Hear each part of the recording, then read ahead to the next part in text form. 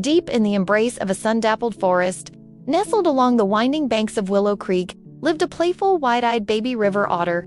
His coat was like midnight silk, his eyes full of wonder. He was just under a year old, and his name was Kiko. Kiko loved his home along Willow Creek, the place where sunlight danced on the water and wildflowers bloomed in bursts of gold and violet. He'd been raised by the gentle rhythm of the stream and the quiet wisdom of the elders after his mother had disappeared. When he was just a pup, they taught him to swim, to forage, and above all, to notice. Kiko was small for his age, but he was strong-willed and curious to a fault. He paused to watch the world around him, the dart of dragonflies, the rustle in the reeds, the flash of iridescent wings that zipped past like living jewels. Among them all, one visitor fascinated him most. A tiny ruby-throated hummingbird he named Lumi. Every morning she'd come to her favorite red feeder, a gift from a long-gone hiker hanging from a willow branch near the creek. Kiko would watch as she sipped the sweet nectar, her throat shimmering like a precious gem. He didn't understand human inventions, but he understood the joy they brought to his wild friends. Then one crisp morning, Kiko noticed something was wrong. He saw Lumi come to her feeder again and again, probing the glass, desperate, exhausted.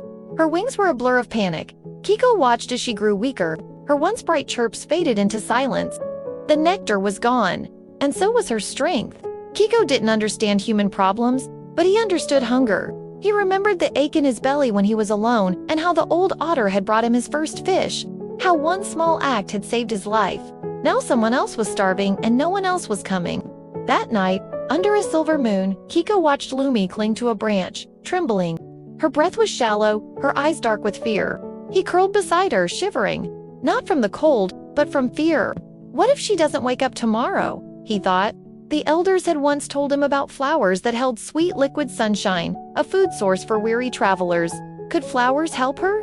But how to make nectar? He wasn't big, he wasn't fast.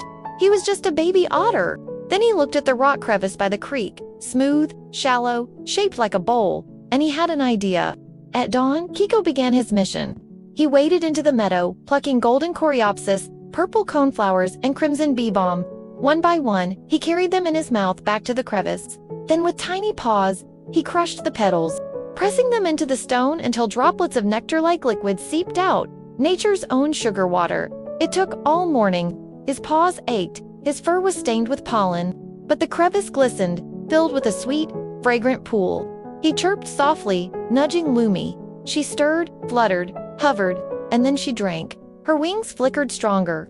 Her eyes brightened. She hovered above Kiko, buzzing a soft, musical trill, a song of thanks only hearts can understand. In that moment, Kiko realized, you don't need to be big to make a difference. You just need to care. Days passed. Kiko kept the crevice full. Other hummingbirds came. Wildflowers bloomed in greater numbers, drawn by the scent. The spot became a sanctuary, a hidden garden of kindness. Lumi never left.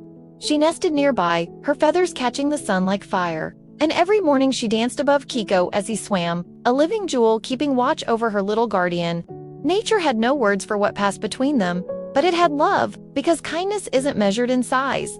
It's measured in courage, in seeing someone in need and doing whatever you can, even if all you have is a flower, a rock, and a willing heart.